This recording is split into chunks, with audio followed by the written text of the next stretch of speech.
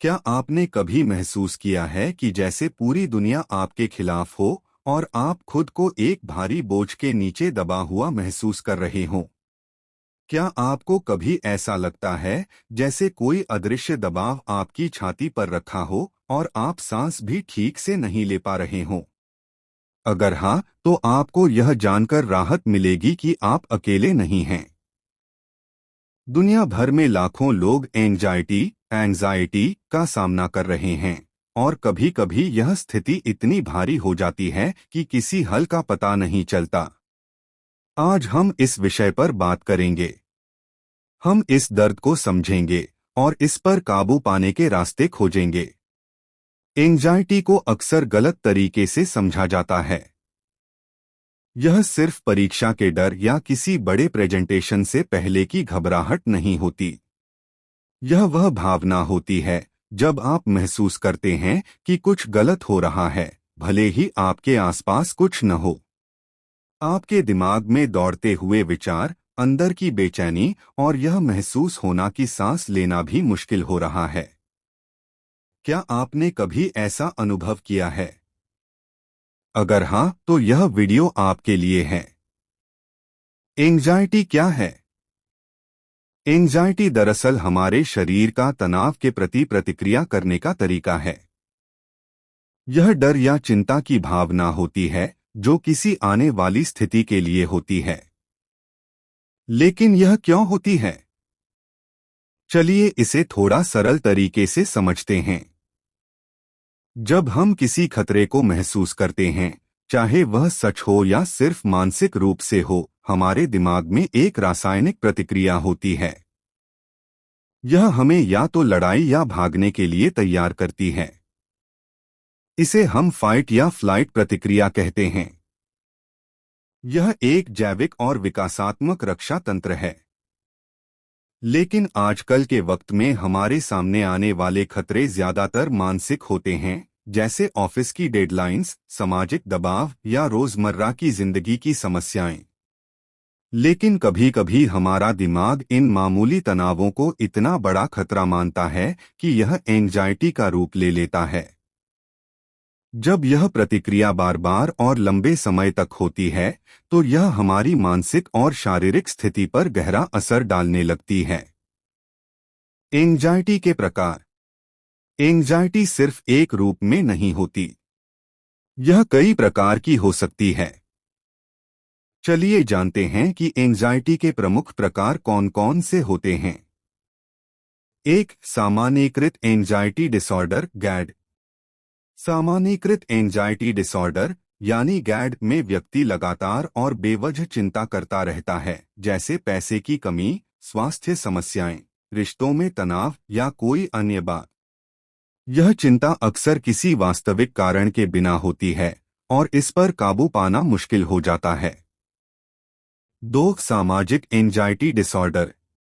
सामाजिक एंजाइटी वह स्थिति होती है जब व्यक्ति को सामाजिक घटनाओं या मीटिंग्स में दूसरों से डर लगता है। यह डर इस बात से होता है कि लोग उसे जज करेंगे या वह शर्मिंदा हो सकता है। तीन, पैनिक डिसऑर्डर। पैनिक डिसऑर्डर में अचानक और बिना किसी चेतावनी के पैनिक अटैक्स आते हैं। यह अटैक्स इस तरह महसूस होते हैं जैसे आपका दिल तेजी से धड़कने लगे, सांस लेने में परेशानी हो और आपको ऐसा लगे कि आप मरने वाले हैं। इसके अलावा phobia, OCD, obsessive compulsive disorder और PTSD, post traumatic stress disorder भी एंजाइटी के अन्य रूप होते हैं। लेकिन इन सभी प्रकारों में एंजाइटी की भावना हमेशा डर और चिंता से जुड़ी होती है। एंजाइटी का विज्ञान। एंजाइटी केवल दिमाग की बात नहीं है, बल्कि यह जैविक रूप से हमारे शरीर से भी जुड़ी हुई है। जब हम एंजाइटी महसूस करते हैं, तो हमारे शरीर में तनाव के हार्मोन जैसे एड्रेनालिन और कॉर्टिसोल रिलीज होते हैं। ये हार्मोन हमारे शरीर को खतरों से निपटने के लिए तैयार करते हैं, लेकिन जब यह बार बार रिलीज होते हैं, तो यह हमारी सेहत पर प्रतिकूल असर डाल सकते हैं। यह रासायनिक प्रतिक्रिया शरीर के भीतर के डर को और बढ़ा देती है, जिससे एंजाइटी का सिलसिला और गहरा हो जाता है। यह पूरी प्रक्रिया शरीर और दिमाग को एक बुरे चक्र में फंसा देती है। एंजाइटी के लक्षण। क्या आप जानते हैं कि एंजाइटी के लक्षण क्या हो सकते हैं? यह हमेशा स्पष्ट नहीं होता, लेकिन कुछ आम लक्षण हैं जिनसे आप पहचान सकते हैं कि आप एंजाइटी का सामना कर रहे हैं। बेचैनी और घबराहट महसूस होना, लगातार चिंता करना, ध्यान केंद्रित करने में परेशानी। शारीरिक लक्षण जैसे तेज दिल की धड़कन, पसीना आना, चक्कर आना या सांस की समस्या। कुछ खास स्थानों या परिस्थितियों से डरना या बचना। यह जानना जरूरी है कि एंजाइटी हर व्यक्ति के लिए अलग हो सकती है। कुछ लोग मानसिक रूप से परेशान रहते हैं, तो कुछ को शारीरिक समस्याओं का सामना करना पड़ता है।